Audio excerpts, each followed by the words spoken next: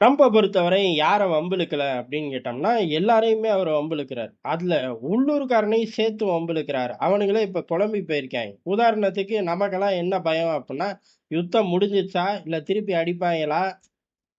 திருப்பி அடிச்சா பெரிய அளவு பற்றாக்குறை பத்திக்கிட்டு எரியுமே அப்படின்னு நமக்கு கவல. சம்பந்தப்பட்டவனுங்களுக்கு டேய் அடிச்சுக்கிது தொலைஞ்சுட்டாய்ங்க அப்புட்ன்னா, 5லேருந்து 10 வருஷத்த சாப்ட்டுருவாய்ங்களே அப்படின்னு ஜிசிசி நாடுகளுக்கு கவல. ஆனா அமெரிக்காவ பொறுத்தவரையும், இந்த ஆள் யுத்தத்த முடிச்சுட்டேன்னு சொல்லி ஆடிக்கிட்டு இருக்கானே அப்படிங்கிற கவல. காரணம் என்ன அப்படின்னா, யுத்தத்த முடிச்சுட்டேன் அப்படின்னா, வேற எங்கேயோ பெருசா போயிருவாரு. இல்ல யுத்தத்த முடிச்சுட்டேன், முடிச்சுட்டேன் வெற்றி வெற்றிங்கிறாரு. ஆனா பேச்சுவார்த்தை தொடருதுன்னு ஒரு பக்கம் வருது. இது அங்க உள்ள ஆட்கள மிகப்பெரிய அளவுல குழப்பம் அடைய வைக்குது. அந்த குழப்பம் அப்படிங்கிறது அவர்களுக்கு ஃபினான்ஷியலா ஏகப்பட்ட பாதிப்புகள உண்டாக்கிரும். அதனால பதர்றார்கள். ஒரு பக்கம் முக்கியமான ஏஜென்சிகள் எல்லாருமே, ட்ரம்ப் இந்த யுத்தத்த முடிச்சுட்டோம், நம்ம வெற்றி பெற்றுட்டோம்னு சொல்றாரு அப்படின்னு சொல்லி அடிச்சு சொல்றாய்ங்க. இன்னொரு பக்கம் அவரோட சகாக்கள் ஜேடி வான்ஸ் மாரி ஆட்கள் எல்லாருமே, ட்ரம்ப் ஒரு பிரம்மாண்டமான டீல கொண்டு வரணும்னு பார்க்குறாரு. ஈரான் பையன் ஒத்துக்க மாட்டேங்கிறான் அப்படிங்கிறாரு. என்ன டீல் அப்புட்ன்னா, ஆட்டோமேட்டிக்கா ஊருக்கே தெரிஞ்சது தான். அணு ஆயுதத்த குடுத்துறணும். இப்போதைக்கு வச்சிருக்க செறிவூட்டப்பட்ட யுரேனியத்த அப்படியே அழகா பேக் பண்ணி எங்க கையில குடுத்துறணும். அடுத்து 1 டசன் ப்ராக்ஸிக்கு இனிமே தீனி போடக்கூடாது. மிசைல் புரோகிராமையும் கைவிட்டறணும். ஸ்ட்ரெயிட்டா அடிமை சாசனம் எழுதி குடுத்துருங்க அப்படின்னு சொன்னா முடிஞ்சு போச்சு. இதுக்கு எதுக்கு சுத்தி வளைக்கணும் அப்படிங்கிற மாரி கேட்கிற எல்லாருக்கும் தோணும். ஆனா, அவர்கள் இப்படிதான் பேசிக்கிட்டு இருக்கார்கள். இப்போ புதுசா ஒரு வரிய சேர்த்திருக்கார்கள். என்ன அப்புட்ன்னா, அதாவது நஷ்ட ஈடுலாம் குடுக்குறோம்ல, அத ஈரான் மக்கள் அனுபவிக்கணும் அப்படிங்கிறாய்ங்க.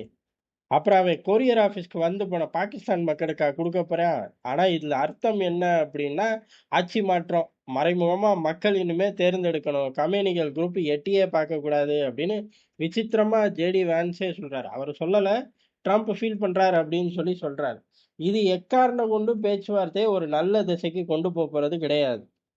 ஆனா 2 பேருமே மேற்கொண்டு யுத்தத்த விரும்பல. யாரு? ஈரானும் விரும்பல, அமெரிக்காவும் விரும்பல. காரணம் பெரிய அளவு அடிதடி ஆரம்பிச்சா, அமெரிக்காவுக்கும் ஆபத்து, ஈரானுக்கும் ஆபத்து. ஈரான் பெரிய அளவுல துயரத்த சந்திக்கும். அமெரிக்கா அதுக்கு அடுத்த லெவல்ல துயரத்த சந்திக்கும்.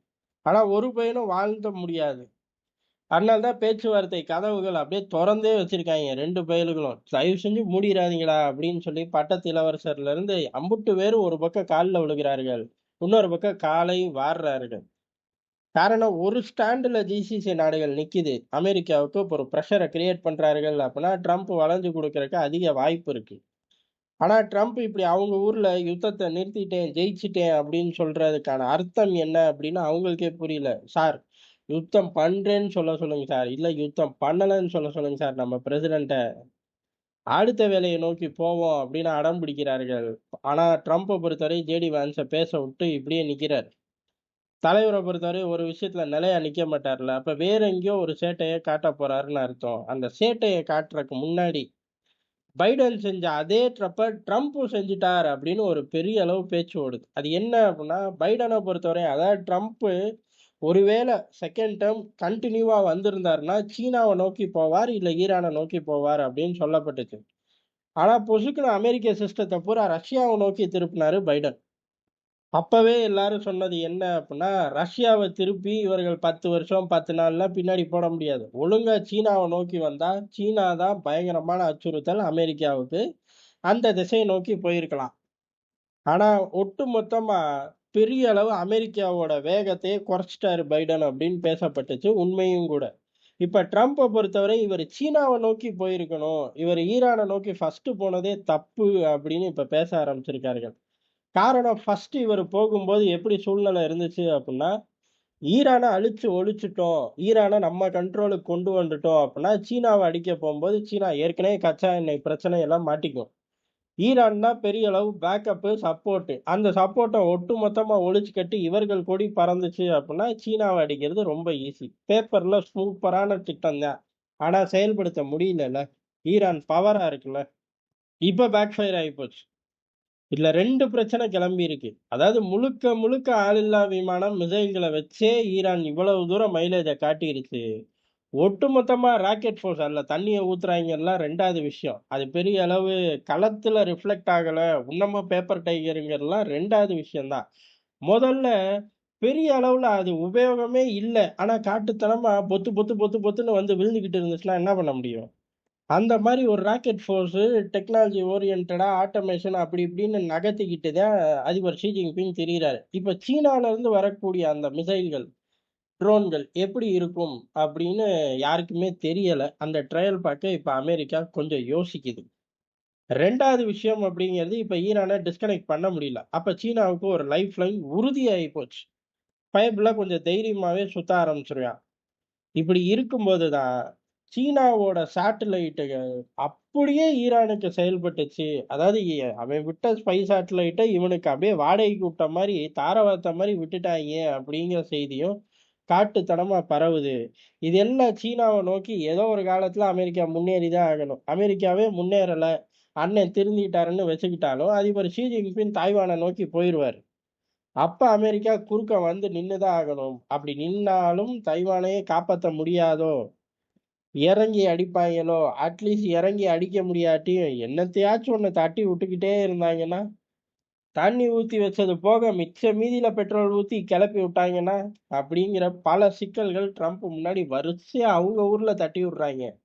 தலைவன் பதிலுக்கு நம்ம யுத்தத்துல ஜெயிச்சுட்டோம், ஜெயிச்சுட்டோங்கிறாரு. ஜேடி வான்ஸ பொறுத்தவரை ஈரான் இன்னும் ஒத்து வரல, ஒத்து வரலங்கிறாரு. இதுக்கு நடுவுல முக்கியமான ஆட்கள் யாரு அப்புட்ன்னா, அரபு உலகம் தான். அரபு உலகத்த பொறுத்தவரையும், முழுசா பிரச்சனை முடிஞ்சா தான் அவங்களுக்கு இன்வெஸ்ட்மென்ட்டும் உள்ள வரும். நிம்மதியா வியாபாரம் பார்க்க முடியும். அப்படி இல்லாம இப்படி தத்தளிச்சுக்கிட்டே இருந்துச்சு அப்புட்ன்னா, இவனுங்க பாட்டு படுத்து தூங்கிருவாய்ங்க. ஈரான் பாட்டு தினமும் எங்க கப்பல்கள் போய்க்கிட்டு இருக்குன்னு அறிவிக்கிறாங்க. இன்னும் சொல்லப்போனா, ட்ரம்ப் நான் ஸ்ட்ரெய்ட் ஆஃப் ஹோர்முஸ மூடப் போறேன்னு சொன்னதுக்கு அப்புறம், ஈரான் ரொம்ப வெளிப்படையா ட்ராக்கிங் சிஸ்டம் எல்லாம் ஆன் பண்ணியே கப்பல்கள வெளில அனுப்பிச்சுக்கிட்டே இருக்கு. அனுப்பிச்சுட்டு கப்பல் வெளில போயிருச்சு. இதோ அவனுங்க கப்பல தாண்டி போய்க்கிட்டு இருக்கு. பார்றா வெறுங்கண்ணாலே உனக்கு தெரியும் அப்படின்னு சொல்லி இங்க இருந்தே சவுண்ட் விடுறாய்ங்க. ஆனா மன்னர்களால அப்படி கப்பல அனுப்ப முடியல. இன்னும் ஒரு பயந்துகிட்டு இருக்கார்கள். சவுதிலாம் பயந்துகிட்டு இருக்கு. எங்கிட்டு இந்த பக்கம் பாப் அல்மந்தீரை மூடி தொலைச்சுருவாங்களோ அப்படின்னு. இப்ப கூட்டாளிகளும் பதர்றார்கள். அமெரிக்காவுக்குள்ளயும் ஏதாச்சும் ஒரு முடிவு எடுங்கடா. மார்க்கெட்ட இப்படியே தத்தளிச்சு நீ மட்டும் சம்பாரிச்சுக்கிட்டு இருக்க முடியுமா? அப்படின்னு சொல்லி அவர்களும் தத்தளிக்கிறார்கள். ட்ரம்ப பொறுத்தவரையும் தினமும் ஒரு ஸ்டேட்மெண்ட் போட்டு குழப்புவாரு. அதுவே தேவலன்னு தோணுது. காரணம் இப்ப எந்த ஒரு நடவடிக்கையுமே இல்லாம ஒரு ஸ்டேட்மெண்ட்ட போட்டு அவர் பாட்டுக்கு குதிச்சுக்கிட்டு இருக்காரு. இது பாதிக்கப்பட்ட பிளேயர்கள பூரா அப்படியே துடிக்க விடுது. யாரு? கூட்டாளிகள தான் துடிக்க விடுது. அதான் எதார்த்தமான உண்மை. ஆனா, அங்கருந்து தானே சரக்கு வரணும். அதனால அம்புட்டு பேரும் எவ்வளவு தூரம் முன்னெச்சரிக்கை நடவடிக்கை எடுக்கிறதுன்னு ஒரு கால்குலேஷனே இல்லாம எல்லா நாடுகளும் பதறிக்கிட்டு இருக்கார்கள்.